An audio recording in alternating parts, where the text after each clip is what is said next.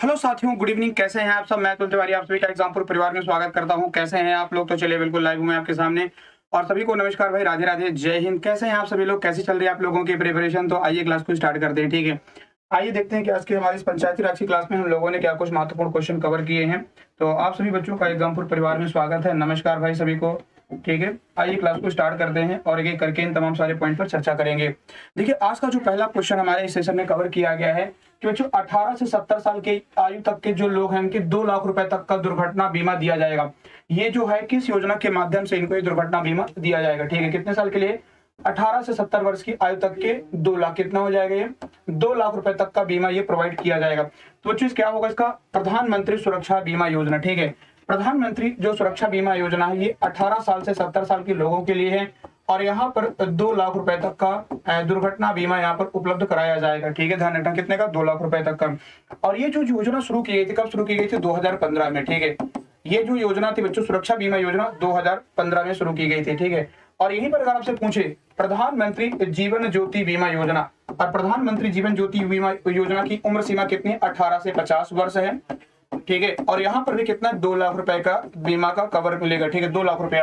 अब देखो दोनों में अंतर क्या है, ठीक है। जो आपके दोनों में अंतर, प्रीमियम की बात करें बच्चों, दोनों के प्रीमियम में अंतर है। यहाँ पर आपको कितना देना पड़ेगा? 436 रुपए, ठीक है। कितना देना पड़ेगा? 436 रुपए देना पड़ेगा। और यहाँ पर 20 रुपए आपको प्रीमियम के तौर पर चुकाने पड़ेंगे। कितना? याद रखना, 436 रुपए और 20 रुपए आपको प्रीमियम के तौर पर चुकाने पड़ेंगे, ठीक है। ध्यान रखना। चलिए नोट करेंगे, यहाँ पर एक उल्टा लिख दिया मैंने, कोई बात नहीं। जो आपका सुरक्षा बीमा योजना है यहाँ पर कितना है? 20 रुपए आपको देना पड़ेगा, चुकाना पड़ेगा। और जो 18 से 50 साल जीवन ज्योति है इसमें 436 रुपए आपको प्रीमियम चुकाना पड़ेगा, ठीक है। तो याद रखें, चलिए याद रखेंगे यहाँ पे इसका क्या होगा? प्रीमियम हो जाएगा। आगे देखते, प्रधानमंत्री जन आरोग्य योजना की बात करें बच्चों, 2018 में शुरू की गई थी और यहाँ पर 5 लाख रुपए तक का इलाज क्या है? मुफ्त है, ठीक है। हॉस्पिटल में क्या है? 5 लाख रुपए तक का इलाज यहाँ पर मुफ्त आपको दिया जाएगा। जनधन योजना ये 2014 में 28 अगस्त को शुरू की गई, ठीक है। 28 अगस्त 2014 में किसकी शुरुआत की गई? जनधन योजना की शुरुआत की गई। और ये किसके लिए है? ये बच्चों उन लोगों के लिए जिनका बैंक खाता नहीं है। तो ऐसे तमाम भारत के नागरिक जिनके पास बैंक अकाउंट नहीं है, बैंक अकाउंट ओपन करने के लिए, यानी कि बैंक में खाता खोलने के लिए, ठीक है। बैंक में क्या होगा? बैंक में खाता खोलने के लिए इनके लिए केंद्र सरकार ने कौन सी योजना चलाई थी? प्रधानमंत्री जनधन योजना की शुरुआत की गई थी, ठीक है। और यहाँ पर भी देखो, जनधन योजना में भी 2 लाख रुपए का क्या है? 2 लाख रुपए का रिस्क कवर मिलेगा। और यहीं पर अगर बात करूं, 10,000 रुपए का एडवांस क्या मिलेगा? 10,000 रुपए का बच्चों यहाँ पर एडवांस भी प्रोवाइड किया जाएगा, ठीक है। तो याद रखेंगे ये आपका क्या है? तो आपका जनधन योजना हो गया। आइए बढ़ते हैं, देखो नेक्स्ट क्वेश्चन की क्या कहता है। नेक्स्ट क्वेश्चन, उदय योजना का संबंध किससे है? उदय कौन से? उज्जवल डिस्कम एश्योरेंस योजना, इसे क्या बोलते हैं? उदय को देखो क्या कहते हैं? उज्जवल क्या है? उज्जवल डिस्कम, ठीक है। उज्जवल डिस्कम एश्योरेंस योजना। तो बताएंगे इसका मेन पर्पस क्या है, ठीक है। उज्जवल डिस्कम एश्योरेंस जो स्कीम बच्चों, ठीक है, ये योजना है, इसका उद्देश्य क्या था और ये किस लिए शुरू की गई? उज्जवल डिस्कम एश्योरेंस योजना। तो देखिए, उज्जवल डिस्कम जो क्या बोलते हैं, उज्जवल डिस्कम जो एश्योरेंस योजना है, ये ऊर्जा वितरण के लिए, किसके लिए? ऊर्जा वितरण के लिए इसकी शुरुआत की गई थी। कब? 2015 में। ये भी स्कीम कब शुरू हुई थी? 2015 में। याद रखिएगा कि जो उदय योजना के माध्यम से पूरे भारतवर्ष में किसको देना? तो बिजली की उपलब्धता पहुंचाने के लिए कि हर व्यक्ति तक क्या हो? याद रखना बच्चों, हर व्यक्ति तक ये बिजली उपलब्ध हो, ठीक है। हर व्यक्ति तक क्या हो? बिजली उपलब्ध हो, इसके लिए उज्जवल डिस्कम एश्योरेंस योजना की शुरुआत की गई थी। तो याद रखेंगे, यहाँ पर बिजली की आपूर्ति को पूरा करने के लिए, किसके लिए? बिजली की आपूर्ति को पूरा करने के लिए ये योजना चलाई गई थी, ठीक है। नोट कर लीजिएगा, किसके लिए है ये? बिजली की आपूर्ति, ठीक है। बिजली की आपूर्ति को पूरा करने के लिए, बिजली की आपूर्ति को पूरा करने के लिए कौन सी योजना चलाई गई? तो उज्जवल डिस्कम एश्योरेंस योजना की उजाला, सॉरी उदय। और देखो एक थी उजाला, कौन सी थी? एक उजाला योजना थी, है ना। उजाला योजना क्या था भाई साहब? उजाला योजना में बच्चों ये था कि यहाँ पर आपको पता होगा कि जो उजाला योजना है इसमें आप लोगों को एलईडी बल्ब, ठीक है, ध्यान रखना। यहाँ पर क्या था? तो उजाला योजना में एक है उज्ज्वला, दोनों कंफ्यूज मत होना। एक है उज्ज्वला, एक है उजाला और एक है उज्जवल डिस्कम, ठीक है। तो जो उज्ज्वला थी, उज्ज्वला में क्या दिया जाएगा? एलपीजी का कनेक्शन दिया जाएगा, है ना। एलपीजी कनेक्शन देने के लिए क्या था? उज्ज्वला योजना शुरू की गई थी। और ये किसको मिलेगा? बीपीएल फैमिली की महिलाओं को। किससे मिलेगा? बीपीएल फैमिली की महिलाओं को मिलेगा, ठीक है, ध्यान रखिएगा। और यहाँ पर उजाला में क्या था? एलईडी बल्ब दिया जाएगा, क्या? एलईडी बल्ब देने के लिए किसकी शुरुआत की गई थी? तो एलईडी बल्ब जो है ना, याद रखना, ये उजाला योजना के माध्यम से दिया जाएगा। और उज्जवल के क्या माध्यम से क्या है? तो जो उज्जवल था, क्या नाम, इसको लिख लीजिएगा, उज्जवल, ठीक है। उज्जवल के माध्यम से क्या होगा? बिजली आपूर्ति की जाएगी। उजाला से एलईडी बल्ब दिया जाएगा और उज्ज्वला से क्या होगा? तो याद रखना, जो ये उज्ज्वला योजना, ठीक है, उज्ज्वला योजना के माध्यम से एलपीजी का कनेक्शन दिया जाएगा। किसे? तो बीपीएल जो फैमिली की महिलाएं होंगी उनको उपलब्ध कराया जाएगा, ठीक है। चलिए आगे बढ़ते। तो ये जो उज्ज्वला है ना, उज्ज्वला का संबंध किससे था? महिला सशक्तिकरण। किसके लिए? महिला सशक्तिकरण, महिलाओं को ज्यादा और ज्यादा मजबूती प्रदान करने के लिए, है ना, कि इनको जिस तरीके से अभी पुराना कल्चर हमारे यहाँ चला आ रहा था कि लकड़ी से, है ना, और जो काऊ डंग होता है, इनके गोबर से, खाद के गोबर से क्या बनाते, खाना बनाया जाता था उसको सुखा करके। तो इन सारी व्यवस्थाओं को बंद करने के लिए बच्चों एलपीजी योजना की शुरुआत की गई, जिससे पोल्यूशन भी ना हो, है ना, और सही तरीके से, है ना, महिलाएं अपने आप खाना बना सके। ग्राम न्यायालय अधिनियम को राष्ट्रपति की स्वीकृति किस वर्ष में मिली थी? ग्राम न्यायालय, बताइएगा, जो ग्राम न्यायालय है इसे किस वर्ष में राष्ट्रपति जी की स्वीकृति मिली थी, यानी कि अप्रूवल दिया था राष्ट्रपति जी ने? 2009 में, 2000 में, 2005 में या फिर 2015 में? बताएंगे क्या हो जाएगा इसका करेक्ट आंसर। देखिए, भारत सरकार का बच्चों जो ग्राम न्यायालय था, ठीक है, भारत सरकार, किसकी हम बात कर रहे हैं? भारत सरकार के, नोट करेंगे, भारत सरकार के ग्राम न्यायालय की बात करें तो भारत सरकार ने बच्चों ग्राम न्यायालय की व्यवस्था कब की थी? 2008 में, ठीक है। 2008 में ग्राम न्यायालय अधिनियम आया था भारत सरकार का। और भारत सरकार की जो, यानी कि राष्ट्रपति जी ने ऐसा अप्रूवल कब दिया? 2009 में, ठीक है। कब दिया? 2009 में। और मध्य प्रदेश में देखा जाए तो मध्य प्रदेश में जो ग्राम न्यायालय अधिनियम था, ये कौन सा था? मध्य प्रदेश ग्राम न्यायालय अधिनियम, ये कौन था बच्चों? तो याद था, ग्राम न्यायालय अधिनियम, ये 1996 था, ठीक है। मध्य प्रदेश में कानून कब बनाया गया था? तो 1996 में मध्य प्रदेश में, ध्यान रखना, मध्य प्रदेश ग्राम न्यायालय अधिनियम, इसकी स्थापना कब की गई थी? तो 1996 में, याद रखना, ये मध्य प्रदेश में, है ना, मध्य प्रदेश में ये कानून बनाया गया था मध्य प्रदेश सरकार के द्वारा। और ये लागू कहां से हुआ था पहली बार? मध्य प्रदेश में नीमच, ठीक है, नीमच से बच्चों, नीमच जिले में, ठीक है। यहाँ पे झंतला या फिर झंताला गांव का नाम था, ठीक है।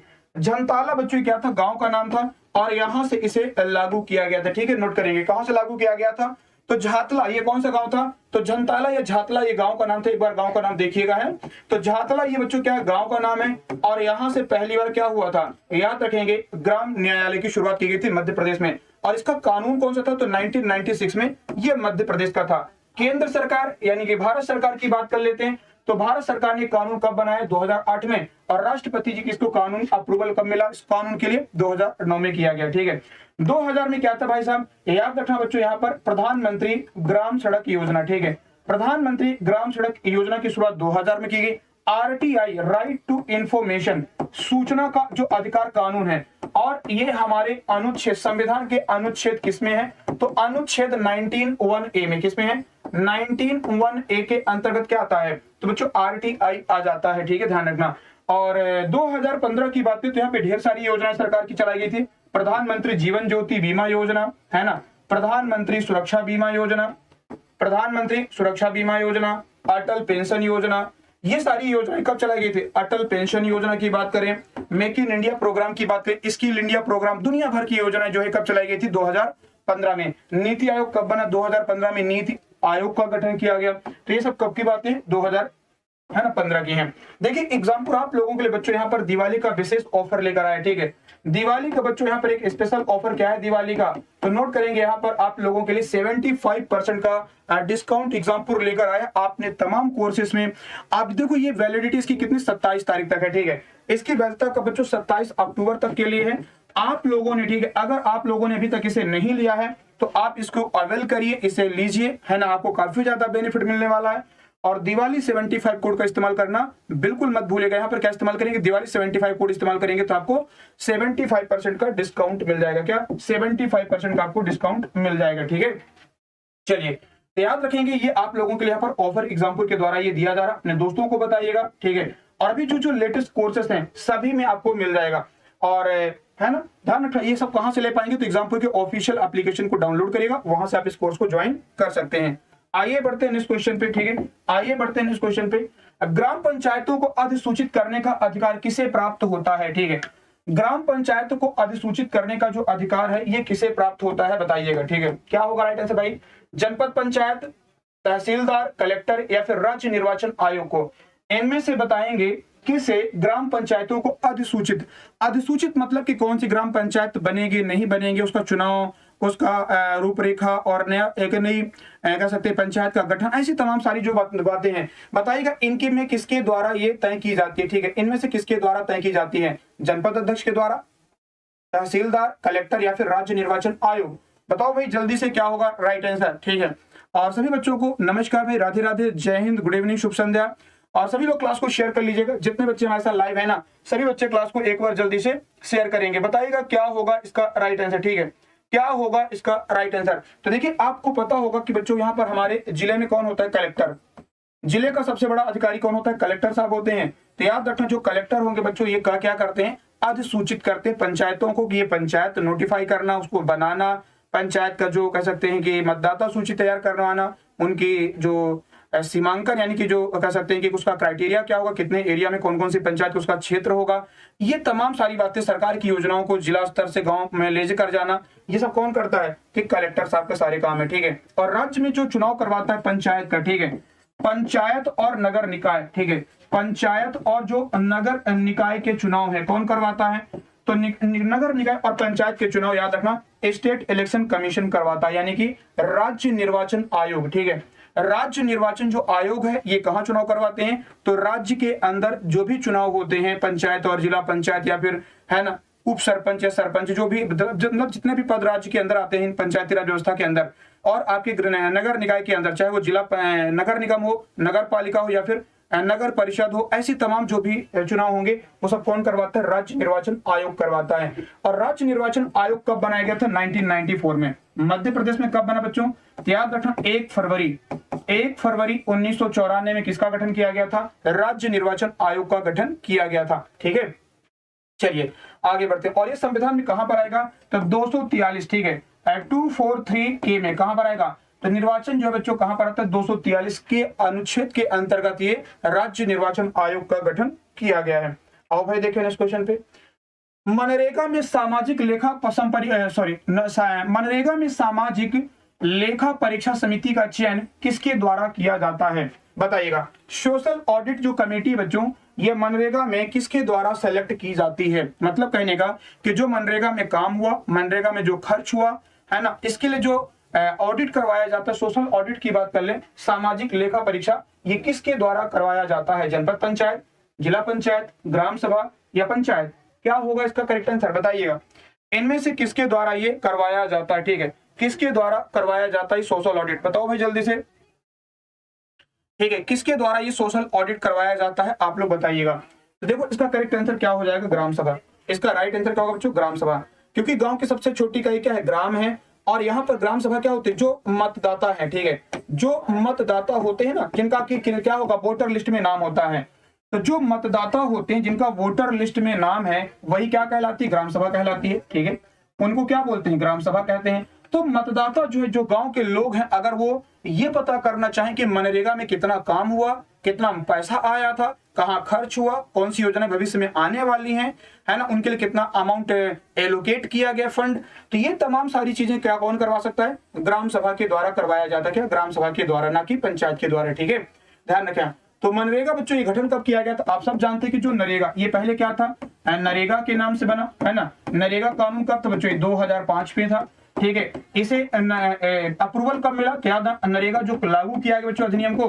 तो फरवरी 2006 में। कब? फरवरी 2006 में से कानून बनाया गया। और 2 अक्टूबर 2009। ठीक है, 2 अक्टूबर क्या होगा डेट इसकी? तो 2 अक्टूबर नोट करेंगे, 2 अक्टूबर 2009 में जो ये नरेगा था इसका नाम बदल के क्या कर दिया गया? मनरेगा कर दिया गया। क्या नाम कर दिया गया? मनरेगा इसका नाम कर दिया गया। ठीक है, चलिए ध्यान रखेंगे। आगे बढ़ जाते हैं नेक्स्ट क्वेश्चन पे। ग्राम विकास विभाग की स्थापना कब हुई? ग्राम विकास विभाग यानी कि रूरल डेवलपमेंट डिपार्टमेंट। ठीक है, रूरल डेवलपमेंट डिपार्टमेंट बताएंगे इसका गठन जो है कब किया गया? 1974, 1957, 1959 या फिर 1979? क्या होगा इसका राइट आंसर? बताइएगा। ठीक है, चलो भाई जितने बच्चे यहाँ पे लाइव हैं सभी लोग इसका राइट आंसर बताएंगे। ठीक है, चलिए करेक्ट आंसर इसका क्या होगा आप लोग बताएंगे, क्या होना चाहिए इसका राइट आंसर? आइए देखते हैं। तो इसका करेक्ट आंसर क्या हो जाएगा 1974। क्या होगा 1974 में ग्राम विकास विभाग की स्थापना कब की गई 1974 के दौरान की गई थी। 1957 में क्या हुआ 1957 में बलवंत रॉय कौन सी कमेटी बलवंत रॉय समिति का गठन किया गया। ठीक है, बलवंत रॉय समिति का गठन कब होता है तो याद रखना ये 1957 में बलवंत राय कमेटी बनी। और इन्होंने क्या बोला इन्होंने बोला इनका देखो जो ये कमेटी थी ना इन्होंने अपनी रिपोर्ट कब सबमिट की इन्होंने बच्चों अपनी रिपोर्ट 1958 को दी। कब इनकी रिपोर्ट दी इन्होंने अपनी रिपोर्ट कब सबमिट की 1958 में। और इसको अप्रूवल कब मिला ध्यान रखना इसे बच्चों अप्रूवल मिला था 1959 में। ठीक है, अप्रूवल कब मिला 1959 में। और सबसे पहले कहां लागू किया गया नागौर राजस्थान में। कहां पर नागौर राजस्थान में याद रखना सबसे पहले पंचायती राज कानून को लागू किया गया था जिला स्तर पे। पूरे राज्य स्तर की बात करें तो राज्य में याद रखेंगे अक्टूबर महीने में ही। ठीक है, अक्टूबर 11 अक्टूबर के लगभग का डेट था 11 अक्टूबर 1959 में। नोट करेंगे पूरा आंध्र प्रदेश में। किस राज्य में आंध्र प्रदेश में इसे लागू किया गया था। कहां पर आंध्र प्रदेश के अंतर्गत इसे लागू किया गया था बलवंत राय की सिफारिशों को। ठीक है, और इन्होंने सिफारिश क्या की 3 टियर सिस्टम है ना। इन्होंने 1959 में किसकी बात की 3 टियर सिस्टम की बात करी। और जो बलवंत राय की सिफारिशें थी 3 टियर की इनमें क्या क्या चीजें थी आप सब जानते हैं। जिला पंचायत जनपद पंचायत और ग्राम पंचायत। ठीक है, इनमें जरूर पंचायत आगे लगा लीजिएगा। ठीक है, पंचायत आगे लगा लीजिएगा। ठीक है, याद रखना 3 टियर सिस्टम में जिला जनपद और ग्राम पंचायत किसका था बलवंत राय की सिफारिशें थी। ओके, आगे बढ़ जाएं। यहां तक किसी बच्चे को कोई कंफ्यूजन कोई बात हो तो बताओ भाई। ठीक है, आगे यहां पर बढ़ जाएं। और देखो 1979 में क्या हुआ ग्राम पुनर्गठन विभाग ग्राम। ठीक है, ग्राम जो पुनर्गठन विभाग था ग्राम पुनर्गठन विभाग इसकी स्थापना कब होती है तो याद इसकी स्थापना 1979 में। 1979 में किसका गठन किया गया तो याद रखना ग्राम पुनर्गठन विभाग की स्थापना 1979 के अंतर्गत किया गया। और बच्चों जो ग्रामीण विकास मंत्रालय है आप सभी जानते हैं कि हमारे देश में कौन है ग्रामीण विकास मंत्रालय है। तो जो ग्रामीण विकास मंत्रालय है इसका गठन कब किया गया तो ग्रामीण विकास मंत्रालय का गठन 1982 में किया गया। कब 1982 में 1982 में ग्रामीण विकास मंत्रालय का गठन किया गया। ठीक है, आगे बढ़ते हैं। देखो नेक्स्ट क्वेश्चन क्या है राज्य व जिले के बीच समन्वयक कौन होता है। राज्य व जिले के बीच समन्वयक कौन होता है। समन्वयक का मतलब कि मीडिएटर या कोऑर्डिनेटर। ठीक है, कोऑर्डिनेटर होगा या फिर मीडिएटर की बात करें बच्चों की कोऑर्डिनेटर जो है ना बिटवीन स्टेट एंड डिस्ट्रिक्ट बताएंगे जिले और राज्य के बीच में। ठीक है, सॉरी क्या है स्टेट एंड डिस्ट्रिक्ट। हाँ बिल्कुल, जिला और राज्य राज्य सरकार की जो काम सारे हैं और जिला स्तर पर जो सारे काम हैं इनके बीच का मीडिएटर कौन है कोऑर्डिनेटर कौन है कौन काम करता है तो देखो भाई साहब इकलौता होगा कौन कलेक्टर होगा। ठीक है, जिलाधीश या फिर उसे क्या बोलते हैं कलेक्टर बोलते हैं। क्योंकि जो जिले की सारी योजनाओं को कहां तक ले जाना सरकार तक उनको पहुंचाना ले जाना और फिर सरकार से वहां से फंड इंक्रीज मतलब फंड को लेकर आना जिला स्तर पर और जिला स्तर पर सारे काम को करवाना ये सारे काम कौन देखता है तो याद रखिएगा सारे काम बच्चों आपके किसका है तो जिला अधिकारी का होता है। जिलाधीश कौन होता है कलेक्टर को जिलाधीश बोलते हैं या फिर इसको हम लोग डीएम भी बोलते हैं। क्या डीएम बोलते हैं। और राज्य का पूरा जो प्रशासनिक अधिकारी होता है सारे विभागों का वो कौन होता है कलेक्टर होता है। कौन होता है कलेक्टर होता है, इसे ध्यान रखेंगे। ठीक है, चलिए आगे बढ़ जाते हैं। ठीक है, आगे बढ़ते हैं। देखो नेक्स्ट क्वेश्चन क्या कहता है भाई साहब, आइए देखते हैं नेक्स्ट क्वेश्चन पे। भारतीय संविधान के किस अनुच्छेद में ग्राम पंचायतों के लिए कहा गया। ग्राम पंचायतों के लिए बच्चों कौन से अनुच्छेद के अंतर्गत बताया गया। ठीक है, ग्राम पंचायतों के बारे में किस अनुच्छेद के अंतर्गत ये बताया गया बताइएगा। ठीक है, क्या होगा इसका करेक्ट आंसर 243 ए बी या सी। देखो यहां पर ग्राम पंचायत के बारे में कहां पर बताया गया ग्राम पंचायत बच्चों बताएगा 243 में। ग्राम पंचायत किसमें बताया गया 243 में किसके बारे में बताया गया ग्राम पंचायत के बारे में बताया गया। 243 ए में क्या है ग्राम सभा किसके बारे में ग्राम सभा का बताया गया। 243 में क्या ग्राम पंचायत का गठन। ठीक है, ग्राम पंचायत का गठन किसमें है तो याद रखना ग्राम सभा का गठन और ग्राम पंचायत का संरचना। ठीक है, ग्राम पंचायत का गठन ये कहां पर है 243 बी में है और 243 सी में क्या ग्राम पंचायत की संरचना। ठीक है, ग्राम पंचायत की संरचना। ठीक है, ये कहां पर आपका 243 सी में और 243 डी में क्या आरक्षण है। 243 में क्या है ग्राम पंचायत में आरक्षण है और इसी में महिला आरक्षण भी है। ठीक है, महिला और है ना महिला और जो अनुसूचित जाति जनजाति आरक्षण कहां पर है तो याद रखना एसटी एससी ओबीसी और महिला। ठीक है, ये सारे आरक्षण कहां पर हैं? तो 243 डी में दिया गया है। और महिला मध्य प्रदेश में देखो, महिलाओं को मध्य प्रदेश में कितना आरक्षण है? 50% है, ठीक है। और रोटेशन पद्धति पर ये जो चुनाव होगा, इनका आरक्षण कैसा होगा? आरक्षण बच्चों ये रोटेशन पीरियड पर होगा, ठीक है। आरक्षण कैसा होगा इनका? तो रोटेशन पीरियड पर होगा। जैसे कि मान लेते हैं इस बार ओबीसी हो गया, अब अगले बार क्या होगा? एसटी हो गया, फिर अगले बार क्या होगा? एससी होगा, फिर क्या होगा अगली बार? जनरल हो जाएगा। अब यहाँ पर मान लो कि पहले मेल था, फिर अगली बार क्या होगा? फीमेल हो जाएगा, ठीक है। यहाँ पर मान लो फीमेल है, अगली बार क्या हो जाएगा? Male female. तो ऐसा मतलब बदलाव यहाँ पर चलता रहेगा और ये रोटेशन पे। अब जैसे मान लो यहाँ पर ओबीसी है, मान लो 5 साल बाद क्या हो सकता है? ओबीसी के बाद एससी हो गया, एसटी हो गया। तो मतलब कि ये चक्र पूरा का पूरा आपका चलता रहेगा। क्या? पूरा का पूरा चक्र चलता रहेगा। और बच्चों देखो, पंचायत का कार्यकाल कहां पर है? तो 243 में। कहां पर? 243 ई में क्या है? पंचायत का कार्यकाल, ठीक है। पंचायत का कार्यकाल ये किसके अंतर्गत आता है? 243 यानी कि 5 वर्ष। आप सब जानते हैं कि पंचायत का कार्यकाल कितना होता है? 5 वर्ष का पंचायत का कार्यकाल होता है। चलो भाई बताएंगे अगला क्वेश्चन क्या है, बताएंगे इस क्वेश्चन का आंसर क्या हो जाएगा, ठीक है। क्या होगा इस क्वेश्चन का आंसर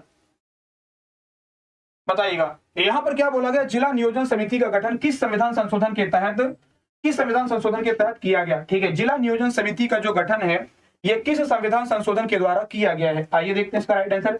42वां संविधान संशोधन, 61वां, 73वां या 74वां, ठीक है। जिला नियोजन समिति, तो जिला नियोजन समिति बच्चों क्या है? याद रखना ये आपके 73वां, ठीक है। डिस्ट्रिक्ट प्लानिंग कमेटी 73वें संविधान संशोधन के द्वारा, याद रखेंगे, जिला नियोजन समिति का गठन किया गया। और 73वां संविधान संशोधन कब होता है? 1992 में।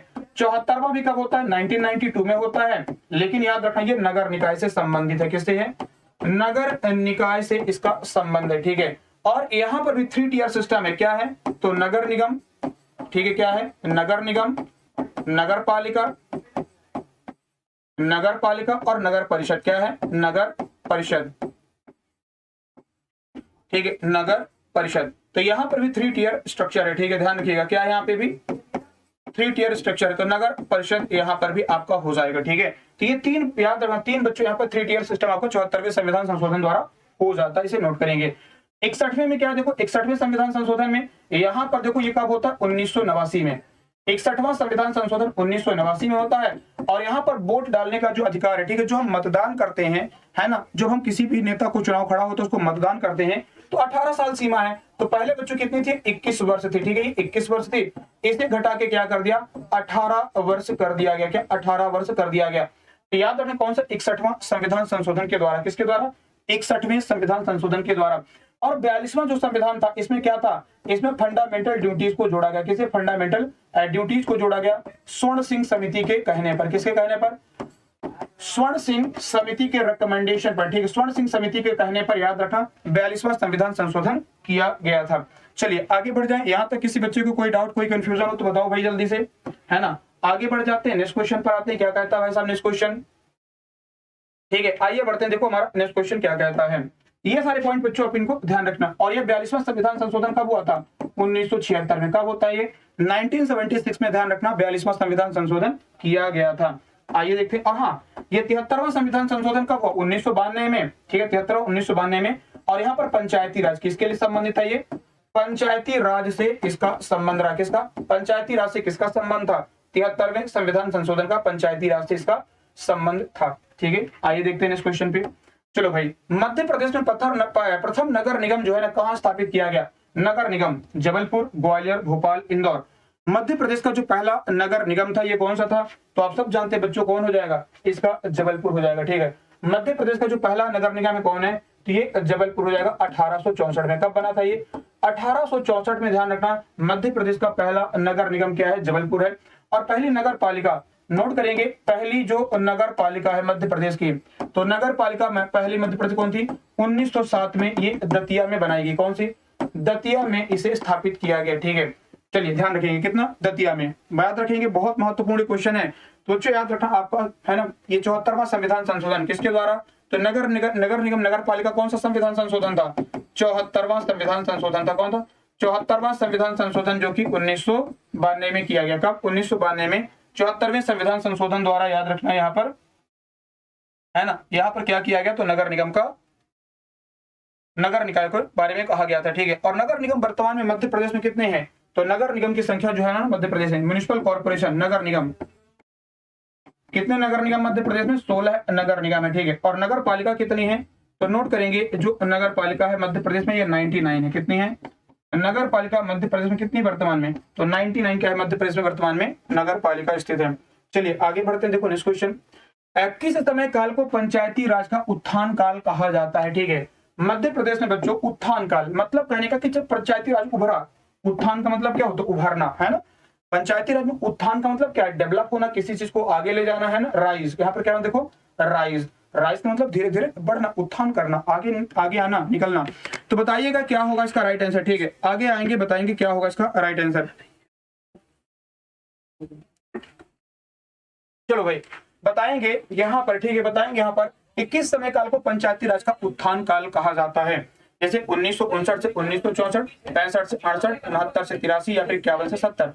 क्या होगा इसका राइट आंसर? बताओ भाई जल्दी से, क्या होगा इसका राइट आंसर? ठीक है, आइए देखते हैं। ठीक है बच्चों, इसका राइट आंसर क्या होगा? 1959 टू 1964। ठीक है, ये जो समय काल खंड था, ये जो समय काल का ये क्या था? उत्थान का था, पंचायती राज का उत्थान। नोट करेंगे, पंचायती राज का उत्थान हो गया ये, ठीक है, पंचायती राज का उत्थान। 1965 से 68 यह क्या था? पंचायती राज का ठहराव, पंचायती राज का ठहराव था, ठीक है। पंचायती राज का क्या था? यहाँ पे ठहराव था। 1965 से 68 के बीच में पंचायती राज का क्या रहा? ये ठहराव काल कहा जाता है। और पंचायती राज का जो हास काल, ठीक है, पंचायती राज का जो हास काल है, एक सेकंड अब है ना, वेट करेंगे जस्ट 1 मिनट, ठीक है। आगे बढ़ते हैं फिर।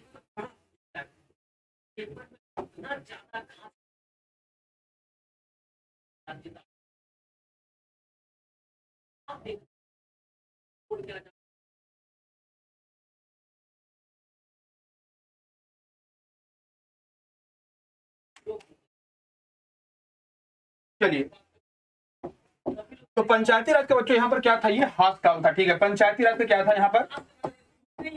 नोट करेंगे, पंचायती राज का हरास, हरास मतलब होता है क्या? ठीक है, हरास काल मतलब कहने का कि पंचायती राज यहाँ पर क्या हो गया? बिल्कुल चरमरा सा गया, ठीक है, बिल्कुल टूट सा गया, है ना। पंचायती राज में कोई काम ना हुआ, यहाँ पर काफी पंचायती राज को क्या हुआ? नुकसान हुआ, क्योंकि अलग अलग कमेटी आई, उन्होंने अलग अलग रिकमेंडेशन दिए, सारी चीजें क्या हो गई? शिथिल सी हो गई, ठीक है। तो याद रखना, तो यहाँ पर पंचायती राज का क्या था? हरास काल था, पंचायती राज का ठहराव यहाँ पर था, और पंचायती राज का उत्थान कब था? तो 1965 से 68 के दौरान, ठीक है। चलिए आगे बढ़ जाते हैं, नेक्स्ट क्वेश्चन पर आते हैं। बताएंगे किस समय काल को पंचायती राज का पुनरोदय कहा जाता है? देखो, एक तो उत्थान हुआ पहले, है ना, उत्थान हुआ, फिर ठहराव आया, ठहराव के बाद क्या हुआ? हरास हुआ, है ना, हरास हो गया, है ना, नुकसान हुआ, मतलब कहीं ना कहीं पंचायती राज को। और फिर क्या हुआ? पुनरोदय हुआ। क्या हुआ? पुनरोदय। क्या बोल रहा है? पुनरोदय हो गया। अब बताओ भाई, पुनरोदय काल किसे कहा जाएगा? यहाँ पर पंचायती राज का जो पुनरोदय काल है वो कौन सा है? तो बच्चों इसका क्या होगा? 1983, 1983 के बाद पुनरोदय हुआ। आप देख रहे हैं ना, पंचायती राज का ह्रास काल क्या है? 1969 से 63 है। क्या है? 1969 से 83 है, 1983 तक है। अब इसका जो उत्थान काल आता है, मतलब कि फिर से दोबारा ये पुनर्उदय हुआ बच्चों, कौन सा है? 1983 में, जब यहाँ पर ढेर सारी और कमेटी बनेंगी, जैसे कि एल एम सिंघवी कमेटी, है ना, L M Singhvi committee, P K Thungon committee बनी, फिर कौन बनी? याद आप किया जाती है, जी वी के राव कमेटी आ गई, तो कई सारी गाडगिल कमेटी आ गई। कौन सी? गाडगिल कमेटी आ गई। तो कई सारी ऐसी समितियां लाई गई, बनाई गई, और इन्होंने पंचायती राज के लिए फिर से नए तरीके से सारी चीजों को डिजाइन किया, स्ट्रक्चर बनाया। तो याद रखना, जो पुनरोदय होता है ये 1983 के बाद से फिर से इसका पुनरोदय काल माना जाता है, ठीक है। यहाँ पर बलवंत राय की सिफारिशें थी, ठीक है। पंचायती राज लागू कब हुआ था? 1959 में पंचायती राज को लागू किया गया था। कहां से? नागौर से। कहां से लागू हुआ था? नागौर, राजस्थान से इसे लागू किया गया था, ध्यान रखेंगे, है ना। और 1977 में कौन सी कमेटी बनी थी? अशोक मेहता कमेटी बनी थी, नोट करिएगा। और अशोक मेहता कमेटी ने क्या बोला था? 2 टियर सिस्टम। किसकी बात इन्होंने कही थी? इन्होंने 2 टियर सिस्टम की बात कही थी, ध्यान रखिएगा। किसकी बात कही? इन्होंने बच्चों 2 टियर सिस्टम की बात रखी, ठीक है। चलिए याद रखना, यहाँ पर जो अशोक मेहता कमेटी थी ना, इन्होंने कहा कि जिला होना चाहिए, और जिला के साथ साथ क्या होना चाहिए? जिला और जनपद होना चाहिए, 2 ही चीजों की बात कही, ठीक है। 2 टियर में इन्होंने क्या बोला था? तो बच्चों इन्होंने जिला और जनपद यानी कि पंचायत समिति, मैंने कल आपको बताया भी था कि जनपद को क्या बोलते हैं? पंचायत समिति भी बोलते हैं, ठीक है। इसे क्या बोलते हैं? पंचायत समिति, या फिर इसको तालुका कहा जाता है, या फिर इसी को ब्लॉक कहते हैं, क्या बोलते हैं, ब्लॉक कहा जाता है। और जनपद कोई प्रखंड बोलते हैं, क्या बोलते हैं, प्रखंड बोलते हैं। ये सब किसके नाम है, ये सब आपके याद जनपद के नाम है। जिला पंचायत अलग है, जनपद पंचायत अलग है, ग्राम पंचायत अलग है।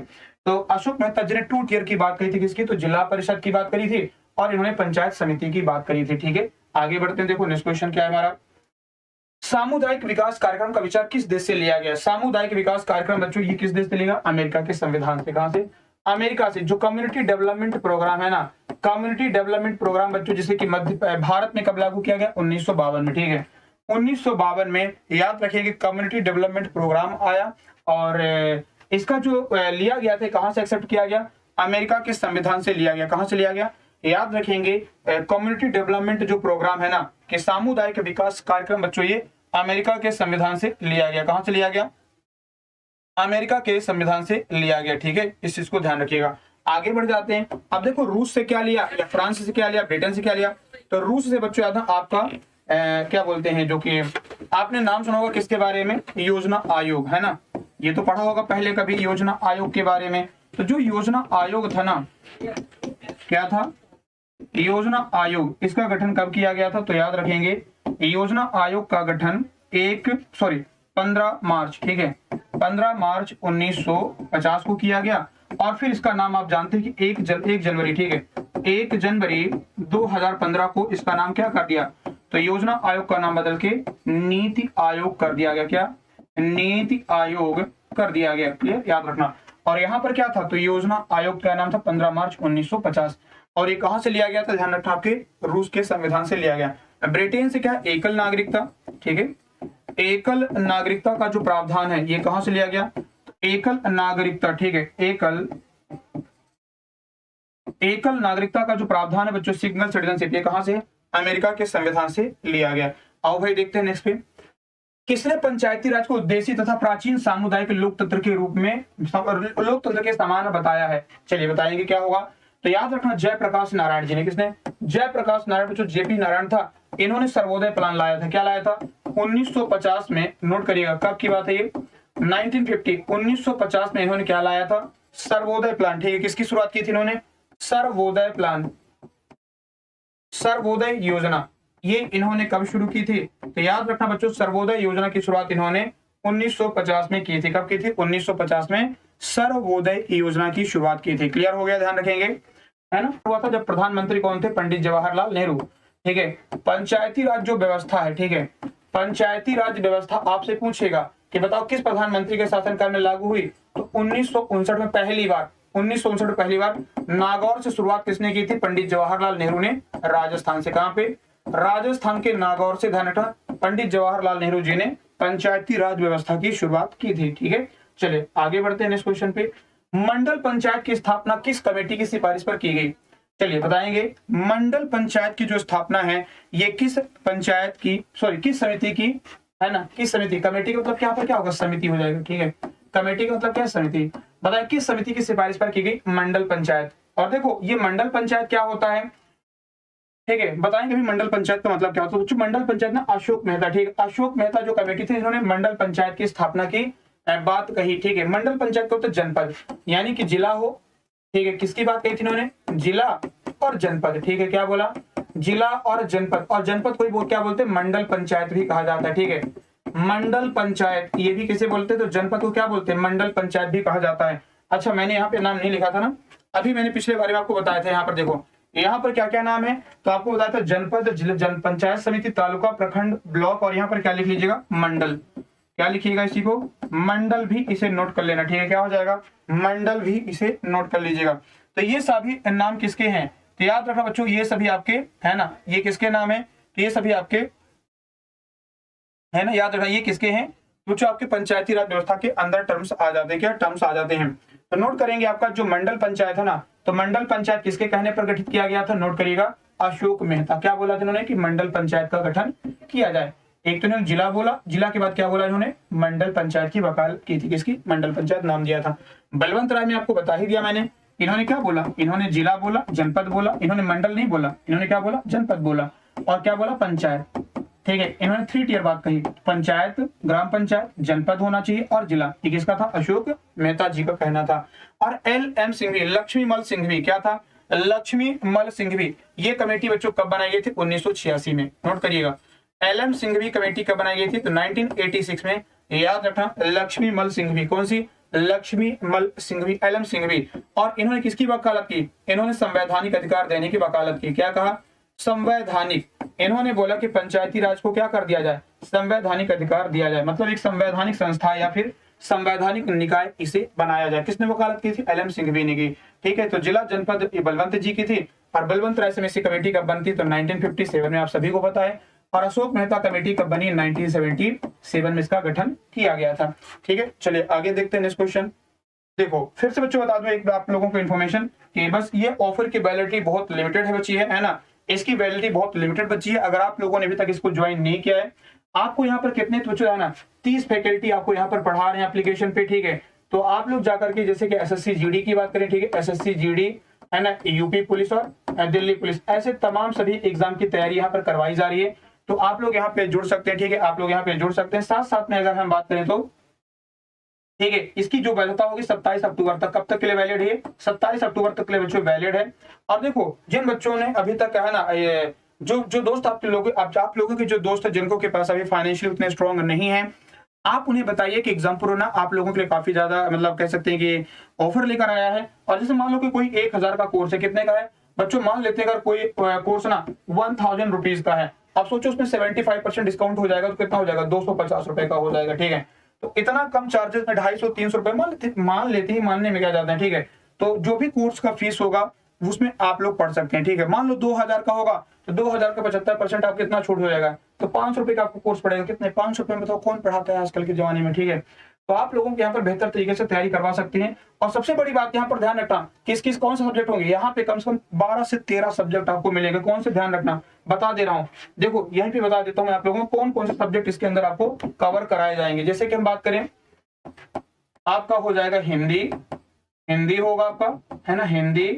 ज्योग्राफी, मैथ्स, ठीक है, reasoning, English, physics, chemistry, biology, history, polity, economy,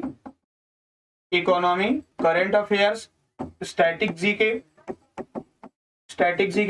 इतना सारा सब कुछ। कितने सब्जेक्ट हो गए? 1 2 3 4 5 6 7 8 9 10 11 12 13 के लगभग सब्जेक्ट और पूरा A to Z आपको पढ़ाया जाएगा। यहाँ पर पूरा का पूरा A to Z आपको पढ़ाया जाएगा। ठीक है, मतलब देखा जाए तो सोचो 13 सब्जेक्ट है, और अगर आपका कोर्स मान लो 500 रुपए का पड़ता है तो एक सब्जेक्ट आपको कितने रुपए में पढ़ाया जा रहा है? 500 के 13 से क्या कर दो? डिवाइड कर दो। कितना होगा? 13 चौको 52, 40 रुपए के लगभग। ठीक है, सोचो 40 रुपए में आपको मैथ पढ़ाई जा रही, 40 रुपए में रीजनिंग पढ़ाई जा रही, 40 रुपए में 40 रुपए क्या 40 रुपए में जाके पानी पूरी खा लोगे 2 लोग। ठीक है, 2 दोस्त चले जाओ, पानी पूरी खा लोगे, 40 रुपए खर्च कर दोगे, और 40 रुपए में आपको क्या मिल रहा है? तो सोचो 40 से 50 रुपए एवरेज जो की बात करूं तो यहाँ पर आपको मैथ, रीजनिंग सारे सब्जेक्ट आपको पढ़ाए जा रहे हैं। और ऐसा नहीं कि बेहतर कोई चीज समझ में आपको नहीं आने वाली, आप जाकर के डेमो देख सकते हैं। 150 क्लासेस यहाँ पे फ्री अपलोडेड है। ठीक है, 150 क्लासेस फ्री अपलोडेड है, आप जाकर के पढ़ाने का तरीका आप देख सकते हैं, आपको समझ में आ जाएगा।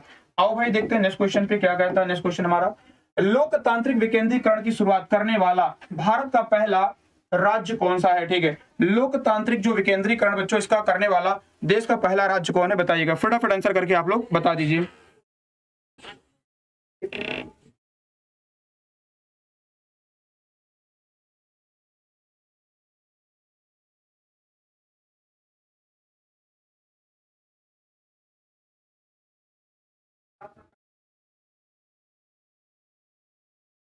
चलिए आइए, तो याद रखेंगे कि यहाँ पर लोकतांत्रिक विकेंद्रीकरण करने वाला, ठीक है, लोकतांत्रिक विकेंद्रीकरण की शुरुआत करने वाला भारत का पहला राज्य कौन सा था? तो याद रखना ये राजस्थान हो जाएगा। क्या होगा? राजस्थान इसका राइट आंसर हो जाएगा। ठीक है, क्या होगा? राजस्थान बच्चों इसका राइट आंसर हो जाएगा। ठीक है, चलिए आगे बढ़ जाते हैं। तो राजस्थान में कहां से लागू किया गया था? नागौर से। और इसका उद्घाटन किसने किया था? पंडित जवाहरलाल नेहरू जी ने। किसने? जवाहरलाल नेहरू जी ने, जो कि देश के प्रधानमंत्री पंडित जवाहरलाल नेहरू जी थे। याद रखना इन्होंने इसकी यहां से शुरुआत की थी। ठीक है, नागौर जिले से। आगे बढ़ जाते हैं और देखो 73वां जो संविधान संशोधन था, कौन सा था? जो 73वां संविधान संशोधन था बच्चों, जो कि 1992 में हुआ था, ये सबसे पहले कहां लागू किया गया था? ये मध्य प्रदेश में लागू किया गया था। और मध्य प्रदेश में कब लागू हुआ, देखो 30 दिसंबर को ये विधानसभा में पास होता है, ठीक है। 30 दिसंबर 1993 को मध्य प्रदेश की विधानसभा में पास होता है। और 25 जनवरी कब की बात है ये, 25 जनवरी 1994, ठीक है। 25 जनवरी 1994 को मध्य प्रदेश में इसे लागू कर दिया गया। लेकिन पूर्ण रूप से कब लागू हुआ, पूर्ण रूप से बच्चों ध्यान रखना, पूर्ण रूप से इसे, है ना, पूर्ण रूप से याद रखना कब, तो 20 अगस्त, क्या हो जाएगी डेट, 20 अगस्त 1994 के पूर्ण रूप से मध्य प्रदेश में पंचायती राज व्यवस्था को लागू कर दिया गया, ठीक है। चलिए आगे बढ़ते हैं। देखो नेक्स्ट क्वेश्चन क्या है, राष्ट्रीय विस्तार सेवा योजना किस वर्ष लागू की गई, ठीक है। चलिए बताएंगे, national extension service scheme, national extension service scheme बच्चों, ये जो राष्ट्रीय विस्तार सेवा योजना है इसकी शुरुआत किस वर्ष में की गई थी बताएंगे, ठीक है। चलो बताओ भाई, राष्ट्रीय विस्तार जो सेवा योजना है इसकी शुरुआत कब की गई, national extension service scheme, national extension service scheme, इसकी शुरुआत कब की गई, 1953 में। 1953 में याद रखेंगे राष्ट्रीय विस्तार सेवा योजना की शुरुआत की गई। और 1952 में क्या हुआ, कम्युनिटी, यहाँ पे सामुदायिक विकास कार्यक्रम, सामुदायिक विकास कार्यक्रम, इसकी शुरुआत कब हुई, तो याद है सामुदायिक विकास कार्यक्रम, ठीक है। सामुदायिक विकास कार्यक्रम की शुरुआत बच्चों ध्यान रखना इसकी कब हुई, 1952 में की गई। बलवंत राय, यहाँ पर कौन सा कमेटी बनी, बलवंत राय मेहता, ठीक है। कौन सी समिति बनी, बलवंत राय मेहता समिति का गठन किया गया 1957 में। और बलवंत राय की सिफारिश कब लागू हुई, 1959 में, 2 अक्टूबर को। कब बलवंत राय की सिफारिश कब लागू हुई, 2 अक्टूबर 1959 को ये लागू की गई। कहां से, तो याद है राजस्थान के नगौर से। आइए बढ़ते हैं। और आंध्र प्रदेश, पूरे राज्य में बलवंत राय की सिफारिश पूरे राज्य के अंदर कहां लागू की गई थी, आंध्र प्रदेश के अंतर्गत लागू की गई थी, ठीक है। चलिए आगे देखते हैं, सामुदायिक विकास कार्यक्रम में क्या शामिल है बताएंगे। इनमें से बच्चों सामुदायिक विकास कार्यक्रम में क्या शामिल है, तो याद रखो सभी हो जाएगा, कृषि कार्य, स्वास्थ्य और समाज कल्याण। ये क्या है, सामुदायिक विकास कार्यक्रम के अंदर ये सारी चीजें आ जाती हैं। क्या है, याद रखेंगे ये सारी चीजें कहां पर आ जाती हैं, तो सामुदायिक विकास कार्यक्रम के अंदर ये सारी चीजें आपकी आ जाती हैं, ठीक है। ध्यान रखिएगा, ये सारी जितनी बातें यहाँ पर लिखी है सब सामुदायिक विकास कार्यक्रम के अंदर ये शामिल की गई हैं, ठीक है। मतलब कि आपको क्या मिले, एग्रीकल्चर के क्षेत्र में मतलब बढ़ावा मिले, एग्रीकल्चर क्षेत्र का, स्वास्थ्य लोगों को मिले, अच्छा स्वास्थ्य सबका हो, स्वास्थ्य यानी कि हेल्थ फैसिलिटीज लोगों को मिले, और सोशल वेलफेयर यानी कि समाज कल्याण की यानी कि तमाम जो सरकारी योजना है उनका लाभ लोगों को प्रदान किया जाए। मध्य प्रदेश राजस्व मंडल का न्यायिक मुख्यालय किस शहर में स्थित है बताएंगे। मध्य प्रदेश जो राज्य क्या है बच्चों, याद रखना, मध्य प्रदेश राजस्व मंडल का जो न्यायिक मुख्यालय है ये मध्य प्रदेश में कहां पर स्थित है। चलो भाई जल्दी से आंसर करेंगे, बताएंगे कि मध्य प्रदेश में जो राजस्व मंडल है, ठीक है, मध्य प्रदेश में जो राजस्व मंडल है इसका न्यायिक मुख्यालय कहां पर स्थित है, ठीक है। चलिए फटाफट आंसर करके बताएंगे क्या होगा इसका राइट आंसर, ठीक है। चलो बताओ भाई जल्दी से, और एक बार सारे बच्चे क्लास को शेयर कर लीजिएगा। जितने बच्चे हमारे साथ यहाँ पे लाइव है ना, सभी बच्चे क्लास को एक बार जल्दी से शेयर कर लीजिएगा। चलिए जितने बच्चे हमारे साथ लाइव हैं सभी बच्चे क्लास को एक बार जल्दी से फटाफट शेयर कर लीजिएगा। आइए देखते हैं, तो इसका क्या हो जाएगा, ग्वालियर हो जाएगा, ठीक है। राजस्व मंडल का जो हेडक्वार्टर कहां पर है, मध्य प्रदेश के ग्वालियर में है। और यहीं पर पटवारी प्रशिक्षण संस्थान भी है। क्या है, पटवारी प्रशिक्षण संस्थान, ये कहां पर है, तो नोट करेंगे पटवारी प्रशिक्षण संस्थान बच्चों आपके ये ग्वालियर में स्थित है, ठीक है। कहां पर, ग्वालियर में। और देखो यहीं पर अगर बात करें तो बच्चों यहाँ पर क्या, महालेखाकार जो कार्यालय, ठीक है, महालेखाकार कार्यालय जो है ये भी कहां पर है, ग्वालियर के अंतर्गत है, ठीक है। महालेखा का जो कार्यालय है कहां पर है, ग्वालियर के अंतर्गत आपको मिल जाएगा। और बच्चों मध्य प्रदेश वित्त निगम, मध्य प्रदेश राज्य वित्त निगम, इसका हेडक्वार्टर कहां पर, तो मध्य प्रदेश राज्य वित्त निगम ये 1955 में बना। और ये कहां पर है, याद रखेंगे आपके इंदौर में स्थित है। कहां पर, इंदौर में, ठीक है। चलिए हाईकोर्ट आपका कहां है, हाईकोर्ट मध्य प्रदेश का जबलपुर में है। और भोपाल में तो ढेर सारे सभी जितने अधिकतम मैक्सिमम केस में 90% कहां पर हेडक्वार्टर है, भोपाल के अंदर है। देश में जो किसान क्रेडिट कार्ड है ये योजना कब प्रारंभ हुई, जो किसान क्रेडिट कार्ड योजना है भारत में ये किस ईयर में शुरू की गई थी बताएंगे। तो देखो बच्चों इसका आंसर क्या होगा, 98-99 हो जाएगा, ठीक है। 98-99 में मध्य प्रदेश में किसकी शुरुआत की गई थी, तो नोट करिएगा आपके किसान क्रेडिट कार्ड की शुरुआत मध्य प्रदेश में की गई थी, ठीक है। कब, 1998 में की गई थी, ठीक है। और ये योजना किसके द्वारा शुरू की गई, नाबार्ड के द्वारा, ठीक है। किसके द्वारा, नाबार्ड के द्वारा ध्यान रखना किसान क्रेडिट कार्ड की सुविधा शुरू की गई थी। इसमें देखो धनराशि कितनी मिलती है बच्चों, तो 3 लाख रुपए तक अधिकतम, ठीक है, कितना 3 लाख रुपए तक अधिकतम। और इसमें प्रति वर्ष कितना ब्याज लगता है, 7% यहाँ पर प्रति वर्ष ब्याज चुकाना पड़ता है, ठीक है, कितना प्रति वर्ष यहाँ पर 7% का ब्याज चुकाना पड़ता है, ठीक है, बताया, ध्यान रखेंगे, ठीक है, कितना होगा, प्रति वर्ष 7% का ब्याज होगा। और अगर आप 6 माह के अंदर पैसा लौटा देते हैं, कितना 6 माह के अंदर पैसा लौटा देते हैं, तो नोट करना यहाँ पर 3% किसको कौन देगी, सरकार वहन करती है, और 4% किसको देना पड़ता है, किसान को, ठीक है, मात्र किसान को कितना देना पड़ेगा, 4%। और याद रखना यहाँ पर, ठीक है, याद रखें, ठीक, चलिए याद रखना 3% यहाँ पर क्या हो जाएगा, 3% बच्चों आपको सरकार देगी, आपको सब्सिडी दे देगी सरकार आपको, और 4% यहाँ पर क्या हो जाएगा, किसान को चुकाना पड़ जाएगा, ठीक है।